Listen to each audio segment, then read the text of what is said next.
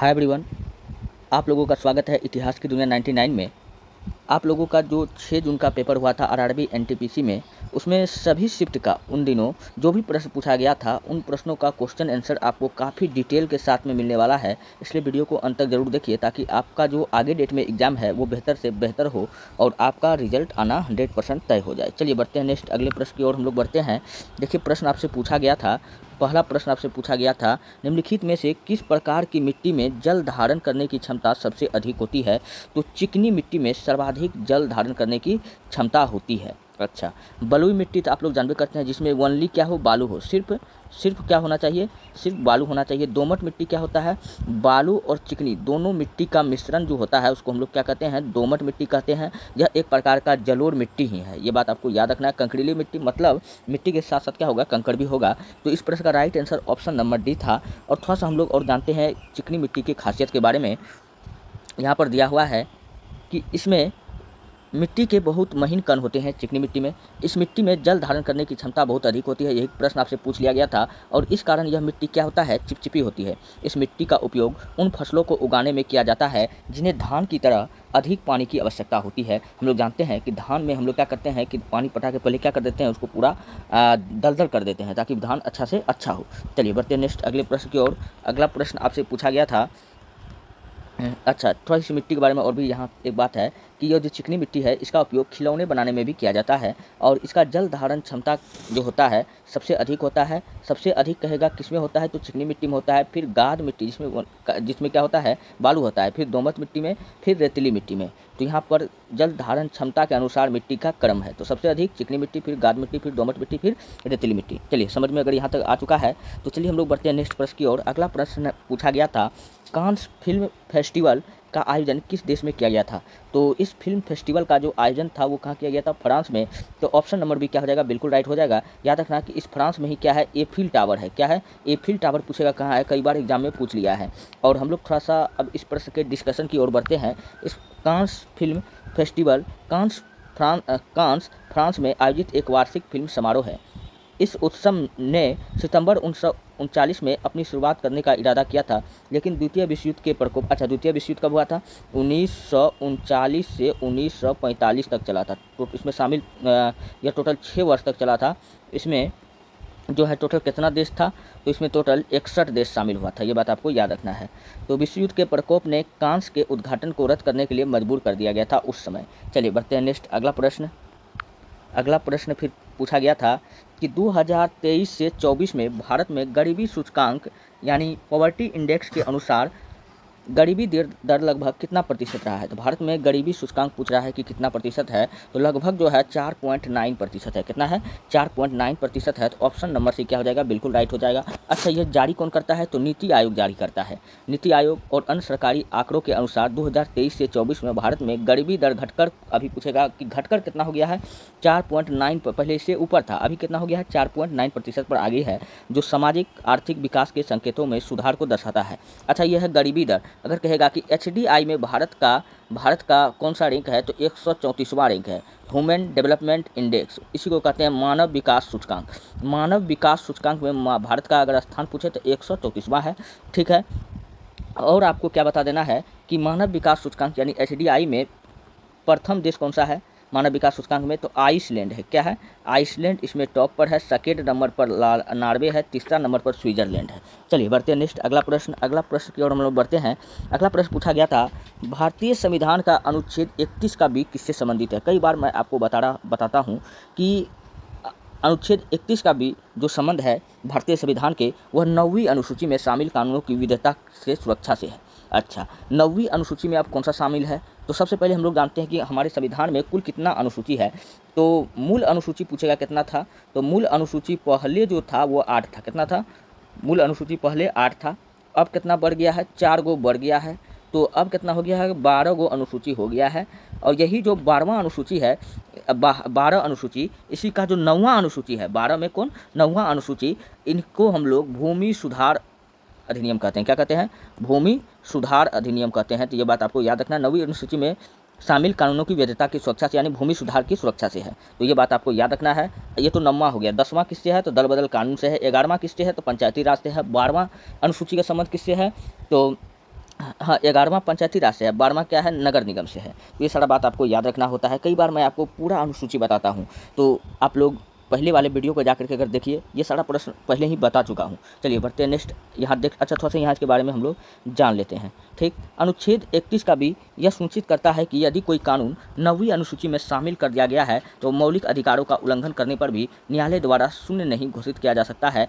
यह प्रावधान भूमि सुधार जैसे कानूनों को न्यायिक समीक्षा को सुरक्षा देने के लिए किया गया है। तो मैंने अभी जस्ट बताया कि अनुच्छेद 31 का भी का जो संबंध किससे है, अनुसूची 9 से है। अनुसूची 9 क्या कहता है, भूमि सुधार। चलिए बढ़ते नेक्स्ट। अगला प्रश्न पूछा गया था, भारतीय सेना साइक्लोन नामक संयुक्त सैन्य अभ्यास किस देश की सशक्त सेनाओं के साथ आयोजित किया गया था? तो यह मिस्र के साथ किया गया था। अब हम लोग जानते हैं साइक्लोन नामक सैन्य अभ्यास क्यों शुरू किया गया था मिस्र के साथ, तो थोड़ा सा इसका देख लेते हैं। साइक्लोन भारत और मिस्र के बीच एक द्विपक्षीय संयुक्त सैन्य अभ्यास है। यह किसके बीच हुआ? भारत और मिस्र के बीच हुआ। इसका तीसरा संस्करण 10 से 23 फरवरी 2025 के बीच राजस्थान के महाजन फील्ड फायरिंग रेंज में आयोजित किया गया था। यह अभ्यास दोनों देशों के सैन्य सहयोग के मजबूत करने के लिए किया गया था। नेक्स्ट अगला प्रश्न फिर पूछा गया था, निम्नलिखित में कौन भारतीय राष्ट्रीय कांग्रेस के उदारवादी नेता नहीं थे? तो भारतीय राष्ट्रीय कांग्रेस के जो उदारवादी नेता नहीं थे, तो कौन नहीं था? अरविंद घोष।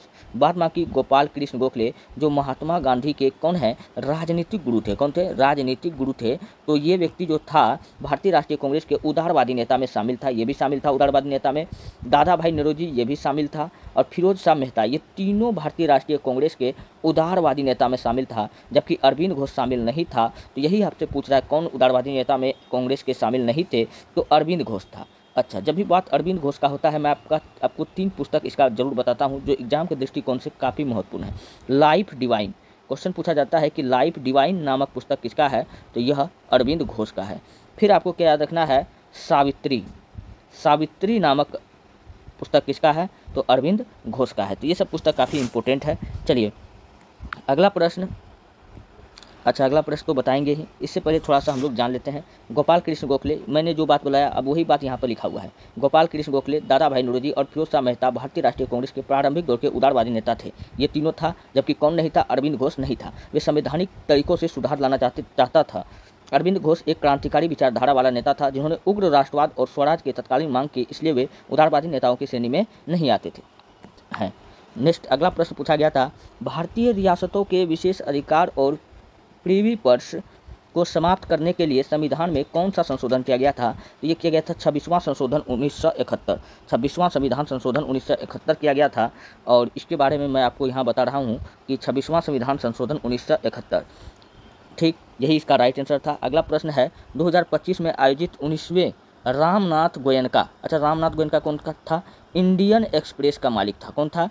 इंडियन एक्सप्रेस का मालिक पूछेगा कौन था, तो आपको क्या बताना है कि रामनाथ गोयनका जी थे। ठीक है, चलिए क्वेश्चन पढ़िए। 2025 में आयोजित 19वें रामनाथ गोयनका उत्कृष्टता पत्रकारिता पुरस्कार में डंकी रूट पर अपनी रिपोर्टता के लिए किस पत्रकार को सम्मानित किया गया था? तो डंकी रोड पर किसको सम्मानित किया गया था? तो उसको किया गया था किसको? मृदुलिका झा को।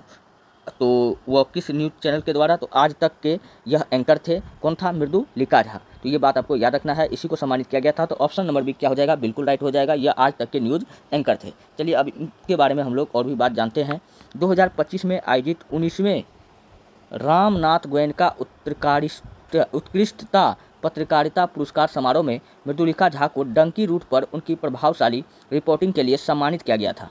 यह रिपोर्ट हरियाणा के युवाओं द्वारा अमेरिका में अवैध रूप से प्रवेश करने के लिए अपनाए गए मार्गों पर आधारित थी। यह पुरस्कार राष्ट्रपति द्रौपदी मुर्मू द्वारा प्रदान किया गया था। चलिए, यह पुरस्कार किसके द्वारा दिया गया था? अंत में क्वेश्चन अगर पूछा जा सकता है तो क्या बताना है कि राष्ट्रपति द्रौपदी मुर्मू द्वारा प्रदान किया गया था। नेक्स्ट अगला प्रश्न है, यदि कोई व्यक्ति भारत की नागरिकता त्याग देता है तो उसमें कौन सा अधिकार वह नहीं रख सकता है? अगर कोई व्यक्ति भारत के नागरिकता को ही त्याग दे, उसके पास में कौन सा अधिकार नहीं होगा, यही क्वेश्चन आपसे पूछ रहा है। चलिए ऑप्शन को पढ़िए। तो भारत में मतदान का अधिकार, हाँ, जब कोई व्यक्ति भारत का नागरिक ही नहीं है तो वो वोट कैसे कर सकता है भारत में? तो यही आपका सही है। तो ऑप्शन नंबर ए क्या हो जाएगा? बिल्कुल राइट हो जाएगा। अन्य ऑप्शन को भी पढ़ते हैं। किसी विदेशी देश में निवास करने का अधिकार, हाँ, अगर कोई व्यक्ति क्या करता है, नागरिकता त्याग कर देता है तो वो चाहे तो किसी भी देश में अपनी नागरिकता ले सकता है। भारत आने के लिए वीज़ा प्राप्त करने का अधिकार, हाँ, तो वो अगर कोई व्यक्ति भारत का अगर नागरिकता को त्याग करता है तो भारत आने के लिए फिर से उसको वीज़ा लगेगा, क्योंकि उन्होंने भारत की नागरिकता को खो दिया है। ये भी बात सही था। और विदेशी नागरिकता रखने का अधिकार, ये भी बात सही था, बल्कि यही गलत था। भारत में मतदान वो नहीं कर सकता है। तो ऑप्शन नंबर 1 क्या हो जाएगा, बिल्कुल राइट हो जाएगा। चलिए इसके बारे में थोड़ा सा हम लोग और भी डिटेल से पढ़ते हैं। जब कोई व्यक्ति स्वेच्छा से भारत की नागरिकता को छोड़ देता है, वह भारतीय नागरिक के रूप में मिलने वाले सभी अधिकारों से वंचित हो जाता है। इसमें सबसे प्रमुख अधिकार है मतदान करने का अधिकार। उसे अब भारत आने के लिए वीज़ा लेना पड़ेगा, क्योंकि वो भारत की नागरिकता को खो चुका है, और भारतीय पासपोर्ट भी अमान्य हो जाएंगे। नेक्स्ट अगला प्रश्न, यदि न्यायिक समीक्षा के तहत किसी अधिनियम को असंवैधानिक घोषित कर दिया जाता है तो इसका क्या परिणाम होता है? तो इसका परिणाम होता है अधिनियम को अमान्य या रद्द कर दिया जाता है। तो ऑप्शन नंबर डी क्या हो जाएगा, बिल्कुल राइट हो जाएगा। चलिए अब इसके बारे में थोड़ा सा हम लोग जानते हैं। भारत के संविधान में न्यायिक समीक्षा का अधिकार उच्चतम न्यायालय और उच्च न्यायालय को प्राप्त है। तो क्वेश्चन पूछा जाता है कि न्यायिक समीक्षा का अधिकार किसको दिया गया है, तो आपको बताना हाई कोर्ट और सुप्रीम कोर्ट दोनों को दिया गया है। उच्चतम न्यायालय और उच्च न्यायालय दोनों को दिया गया है। यदि कोई अधिनियम संविधान के प्रावधानों के विपरीत पाया जाता है तो अदालत उसे असंवैधानिक घोषित कर देती है, जिससे वह कानून ऑटोमेटिक क्या हो जाता है, रद्द हो जाता है और उसे लागू नहीं किया जा सकता है।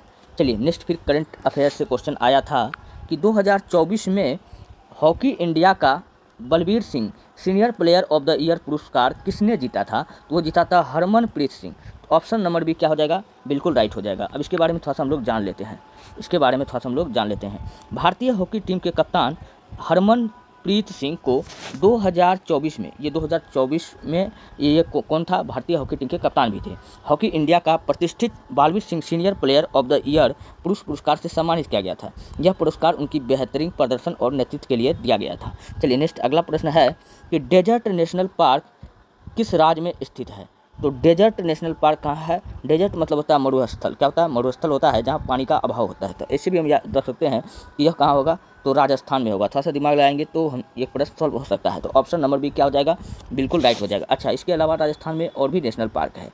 जैसे कहेगा कि Sariska national park, Sariska national park कहाँ है, ये भी यहीं पे है। फिर रणथंभौर नेशनल पार्क भी पूछेगा कहाँ पर है, तो यह भी राजस्थान में ही है। मध्य प्रदेश में पन्ना नेशनल पार्क है। कौन है? पन्ना नेशनल पार्क है। पेंच नेशनल पार्क है। ये बात आपको याद रखना है। चलिए थोड़ा सा इसके बारे में जानते हैं, डेजर्ट नेशनल पार्क के बारे में। तो डेजर्ट नेशनल पार्क राजस्थान में जैसलमेर के पास स्थित है और यह थार रेगिस्तान में एक अनोखी रेगिस्तानी पारिस्थितिकी तंत्र को दर्शाता है। लगभग 3162 वर्ग किलोमीटर में फैला यह पार्क रेत के टीले और 180 मिलियन वर्ष पुराने प्राचीन जीवाश्मों से समृद्ध है। यह पार्क गंभीर रूप से संकटग्रस्त ग्रेट इंडियन बस्टर्ड का निवास स्थान भी है। इस क्षेत्र में संरक्षण का एक महत्वपूर्ण केंद्र भी है। चलिए नेक्स्ट अगला प्रश्न फिर पूछा गया था, भारत में पश्चिमी तट को निम्नलिखित में से किस नाम से जाना जाता है? भारत में पश्चिमी तट को पूछा किस नाम से जाना जाता है, तो कोंकण, करावली और मालाबार के नाम से जाना जाता है। और पश्चिमी क्षेत्र में यही 3 क्षेत्र शामिल है। कोंकण जो कहाँ पड़ता है, आपका महाराष्ट्र में पड़ता है। कहाँ पड़ता है? महाराष्ट्र में पड़ता है। करावली आपका कौसे करावली कौसे कर्नाटक में पड़ता है। और मालाबार आपका केरल में पड़ता है। और इसी मालाबार तट पर कौन सा विद्रोह हुआ था? मोपला विद्रोह हुआ था। कौन सा विद्रोह हुआ था? मोपला विद्रोह हुआ था। अब यही बात, इसका डिस्कशन थोड़ा नीचे में है, थोड़ा सा पढ़ लेते हैं, ठीक है। भारत के पश्चिमी तट को मुख्य रूप से 3 क्षेत्रों में बांटा गया है। कोंकण अभी जस्ट बताया, महाराष्ट्र, करावली कैसे कर्नाटक जस्ट बताया, मालाबार यह केरल में है। यहाँ पर कौन विद्रोह हुआ था? मोपला विद्रोह हुआ था। यह तट विभिन्न सांस्कृतिक और भौगोलिक विशेषता के लिए प्रसिद्ध है। चलिए नेक्स्ट अगला प्रश्न फिर आपसे पूछा गया था कि गौंड प्रिंटिंग को स्थानीय रूप से क्या कहा जाता है? तो गौंड प्रिंटिंग को स्थानीय रूप से कीटा कहा जाता है। क्या कहा जाता है? कीटा कहा जाता है। तो हम लोग जानते हैं इस गौंड प्रिंटिंग के बारे में। तो गौंड कला की पारंपरिक पेंटिंग को स्थानीय भाषा में क्या कहा जाता है? कीटा कहा जाता है। इसे जनगढ़ कलम, पट्टचित्र, डिगरा या भित्ति चित्र भी कहा जाता है, जो मध्य प्रदेश और छत्तीसगढ़ के जनजातीय समुदाय की एक प्रसिद्ध कला है। यह कहाँ की कला है? तो मध्य प्रदेश की। चलिए नेक्स्ट अगला प्रश्न आया था, काफ़ी शानदार प्रश्न है। मानसून के बदलाव का सबसे मुख्य कारण क्या है? तो मानसून के बदलाव का सबसे मुख्य कारण है जलवायु परिवर्तन और ग्रीन हाउस गैस। तो ऑप्शन नंबर बी आपका क्या होगा, बिल्कुल राइट हो जाएगा। अच्छा, ग्रीन हाउस गैस के बारे में जानते हैं। ग्रीन हाउस गैस के लिए जिम्मेदार तत्व अगर सबसे अधिक पूछेगा कौन है, तो CO2 है। कौन है? CO2 है। अच्छा, CO2 कैसा होता है, तो यह एक अम्लीय है। क्या है? यह एक अम्लीय गैस है, ये बात आपको याद रखना है। अब इसके बारे में थोड़ा सा हम लोग जानते हैं। जलवायु परिवर्तन के कारण वैश्विक तापमान और आर्द्रता में तेजी से बदलाव होते हैं, जिससे मानसून के पैटर्न प्रभावित होते हैं। वायुमंडल में ग्रीन हाउस गैसों की बढ़ती सांद्रता मानसून में अनियमितता का एक प्रमुख उदाहरण है। चलिए नेक्स्ट, अगला प्रश्न फिर पूछा गया था, जब किसी वस्तु को गर्म किया जाता है तो उसके कणों में क्या परिवर्तन होता है। हम लोग जानते हैं जब कोई वस्तु को अगर गर्म करेंगे उसका कण क्या होगा, तेज़ी से कंपन करने लगेगा, विब्रेट करने लगेगा। तो ऐसा ऑप्शन हमको ऑप्शन नंबर सी में दिखता है। उसका कण तेज़ी से क्या करने लगता है, विब्रेट करने लगता है, कंपन करने लगता है और वो फैलने लगता है। तो ऑप्शन नंबर सी क्या होगा, बिल्कुल राइट हो जाएगा। चलिए अब यहाँ पर वही बात जो मैंने अभी बताया, सेम बात है। जब किसी वस्तु को गर्म किया जाता है तो उसके कणों में गति बढ़ जाती है, जिसमें वह अधिक ऊर्जा के साथ साथ तेज़ी से कंपन यानी विब्रेट करने लगती है। इस वजह से वस्तु का तापमान बढ़ता है और यह विस्थापन करती है। क्या करती है? विस्थापन करती है, मतलब एक स्थान से दूसरे स्थान तक उसके कणों को क्या कर देती है, विस्थापित कर देती है। चलिए बढ़ते नेक्स्ट, अगला प्रश्न फिर पूछा गया था, हिस्ट्री से प्रश्न है। 1299 से 1301 के दौरान मंगोल के आक्रमणों के समय दिल्ली का सुल्तान कौन था। तो इस समय जो कार्यकाल था अलाउद्दीन खिलजी का था। तो ऑप्शन नंबर बी क्या हो जाएगा, बिल्कुल राइट हो जाएगा। चलिए अलाउद्दीन खिलजी के बारे में मैं आपको बताता हूँ। इसको जनता का चरवाहा, युगों का विजेता या दूसरा सिकंदर या सिकंदर ए सानी, इन सारों नामों से हम लोग इसको जानते हैं। और अकबर का पुरोगामी ये भी हम लोग कहते हैं। अलाउद्दीन खिलजी, इन्होंने सेना में क्या किया था, सेना को नियमित वेतन देना स्टार्ट कर दिया था। और सेना का हुलिया रजिस्टर या कहेगा कि मांस काट निकालने की प्रथा, शरीर से मांस काट निकालने की प्रथा, इन सबको शुरुआत कौन किया था, अलाउद्दीन खिलजी ने किया था। ये बात आपको पता है। और इनके बारे में चलिए यहाँ पर दिया हुआ है। अच्छा, अगर ये क्वेश्चन और भी है कि अगर पूछेगा कि सबसे अधिक मंगोलों का आक्रमण किसके काल में हुआ था, तो आपको याद रखना है फिरोज शाह तुगलक। सबसे अधिक मंगोलों का आक्रमण इसी के कार्यकाल में हुआ था। चलिए अब यहाँ पढ़ते हैं इस प्रश्न के डिटेल के बारे में। अलाउद्दीन खिलजी के शासनकाल में मंगोलों ने दिल्ली पर 2 बार आक्रमण किया। कितने बार पूछ लेगा कि आक्रमण किया था खिलजी के कार्यकाल में, तो 2 बार किया था। और इनके बारे में और भी बात है। पहला जो आक्रमण हुआ था वो कब हुआ था, तो पहला आक्रमण आपको याद रखना है कि 1299 में हुआ था। कब हुआ था, 1299 में। और फिर 1302 से 3 में हुआ था। अलाउद्दीन खिलजी ने अपने सैनिकों के लिए सीढ़ी नामक एक नए गैरिसन शहर का निर्माण किया था। मोहम्मद तुगलक के प्रशासनिक उपाय विफल रहे। मोहम्मद बिन तुगलक के बारे में कर रहा है। उन्होंने जो भी काम किया था, क्या किया था, सारा काम उनका भाग्य के हिसाब से क्या होता था, उल्टा ही होता था, विफल ही होता था। इसलिए उनको असफलताओं का बादशाह भी कहा जाता था। कश्मीर में उनका अभियान एक आपदा था। अलाउद्दीन खिलजी दिल्ली सल्तनत का एक शक्तिशाली शासक था, जिसने 1296 से 1316 तक शासन किया था। और इनकी मृत्यु जलोदर रोग के कारण हो गया था। कौन सा रोग के कारण हुआ था, तो जलोदर रोग के कारण हुआ था। चलिए, वह खिलजी वंश का दूसरा शासक था। तो पहला शासक कौन था, फटाफट आप लोग कमेंट में डालिए कि खिलजी वंश का प्रथम शासक कौन था। और अपनी सैन्य विजय और प्रशासनिक सुधारों के लिए पूछेगा कौन जाना जाता है, तो अलाउद्दीन खिलजी जाना जाता है। चलिए बढ़ते नेक्स्ट, वही व्यक्ति था जिन्होंने खिलजी वंश का स्थापना किया था। अब तो बोलिए। चलिए नेक्स्ट, अगला प्रश्न फिर पूछा गया था, नीति आयोग के पहले राजकोषीय स्वास्थ्य सूचकांक 2025 में किस राज्य ने शीर्ष स्थान प्राप्त किया है, तो वह उड़ीसा प्राप्त किया है। ऑप्शन नंबर बी क्या हो जाएगा, बिल्कुल राइट हो जाएगा। याद रखना, उड़ीसा में भारत में सर्वाधिक मैग्नीज का उत्पादन होता है। उड़ीसा में क्या होता है, सर्वाधिक मैग्नीज का उत्पादन पूछेगा कहाँ होता है, उड़ीसा में होता है। चलिए, नीति आयोग द्वारा पहले राजकोषीय स्वास्थ्य सूचकांक 2025 में उड़ीसा ने 18 राज्यों में शीर्ष स्थान प्राप्त किया है, जो उसकी वित्तीय स्थिरता और सुधारों का प्रतीक है। नेक्स्ट प्रश्न फिर हिस्ट्री से पूछा गया था, सम्राट कनिष्क ने किस धर्म को अपनाया था। हम लोग जानते हैं कि सम्राट कनिष्क के काल में बौद्ध धर्म का चौथी संगीति हुआ था, यानी कि बौद्ध धर्म को यह अपनाया था। ऑप्शन सी क्या हो जाएगा, बिल्कुल राइट हो जाएगा। कनिष्क को हम लोग छोटा अशोक या दूसरा अशोक भी कहते हैं। इन्होंने 78 एडी में अपना राज्याभिषेक करवाया। कब करवाया था, 78 एडी में राज्याभिषेक करवाया।